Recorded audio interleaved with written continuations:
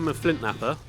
I've got a batch of tools that I need to make for Butser Ancient Farm. They use these tools to recreate the buildings that they construct there, and they like to do it in the most authentic way possible. You can't really understand the people of the past unless you do the things that they did. Flint was first used as a tool going back 3.3 million years ago. It was a species of human that's not even like us. It's either Australopithecus or Homo habilis, and they were quite basic tools. And as the Stone Age goes through and we make an appearance, they start to evolve and become more and more neat and symmetrical. There's not much flint in this area, but we do come across some, so hopefully we can find something that's the right quality, that's usable, that we can turn into a tool.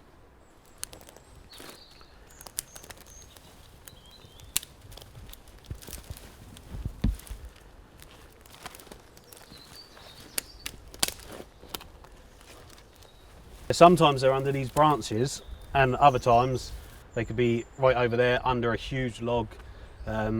Sometimes you have to do a bit of digging, but I'm pretty confident that we will find flint in this area. Oh,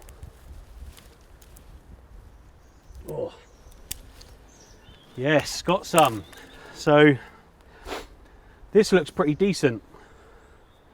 There's not that many flaws in here. There's some. It's an awkward shape as well. You can see on the outsides, the white area is chalky. It's called cortex. You want to try to avoid hitting that area because it absorbs the shock more. This area is the best striking platform. It's got some inclusions here that you can see. They're all flaws, but by feeling them, the texture is not that different to the nicer area, so a flake should carry right through there. When I strike it, I'm happy with that piece. I'm going to take this back to my workshop and make some tools out of it.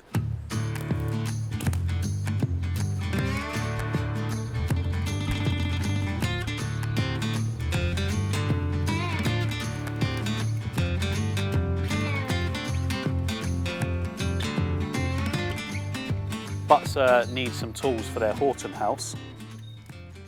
They need a discordial knife, which is a round disc-shaped knife, but also they need some cutting blades. They've got serrated edging, so if they're cutting something like hazel, they can get a perfect finish rather than hacking away, so the measurements can be perfect. The actual tools for making the tools are red deer antler. We know that ancient people were using these because we find them at their sites from places like Box Grove, the Paleolithic site, and Starkar, the Mesolithic site. And also round hammerstones. We know that they were using those from the damage that is incurred on these. Because it's flint, we might end up with nothing at the end of the day. It's a natural material with lots of flaws in there. It could end up a pile of dust. We won't know until we start.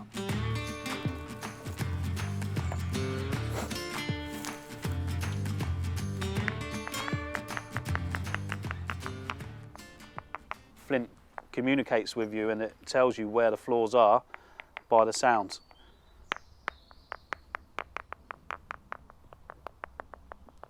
There's a flaw there. It sounds different, thud-like being one end and bell-like being the other end. It doesn't need to be exactly bell-like, but getting closer to that end. Up here is a risky area to approach it at. Down here, it doesn't sound amazing, but it sounds much better. We need to approach this the right way, because if we just get a stone and we just hit it, either nothing's going to happen and it won't break, or it will break in completely the wrong way that I don't want.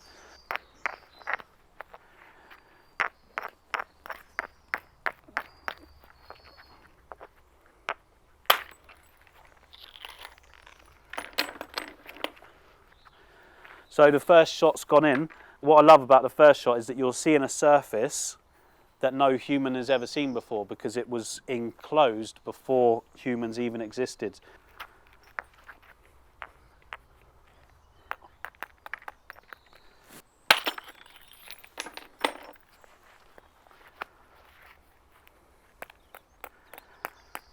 What I'm finding in this piece of flint is a lot of this rusted area. So a lot of water's gone into there. It's going to cause problems as we go throughout this stone.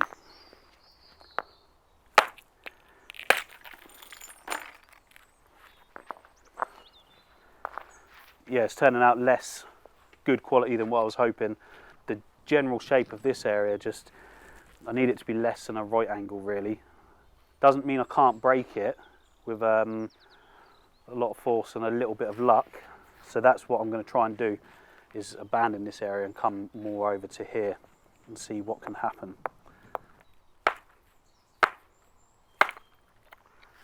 There's a bit of luck in that, I think. So down in this area it's much nicer than that other area. There's still impurities, but they're not so big that they would cause me a problem. But these are the kind of flakes that I'm trying to get off. I didn't actually think it was going to break, so I'm happy with that. It looks like just a pile of broken stones, but it's a toolkit in there.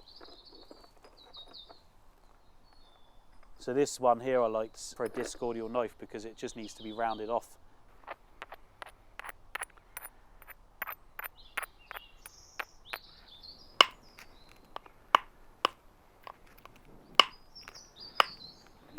So at this point it's all about accuracy really, and making sure that the angle is right and that I don't put too much force in.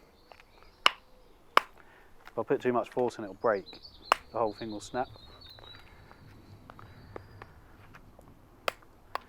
So we are getting there with this, making progress, getting very rounded and becoming nice and sharp.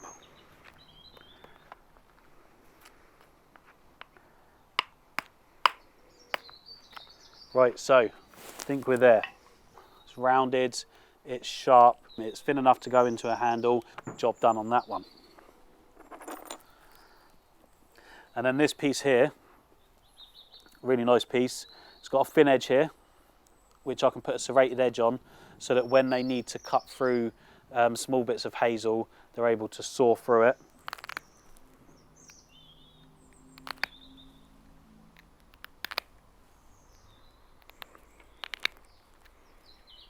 There's been some that have been found which could possibly be serrated, but the teeth are much smaller. Over thousands of years, these would start to crush away from frost anyway. So realistically, that is how we would expect to find them, where the teeth would be much smaller. So, but it is still open for debate. So you can see again, nice and sharp teeth on there. Going to saw through brilliantly.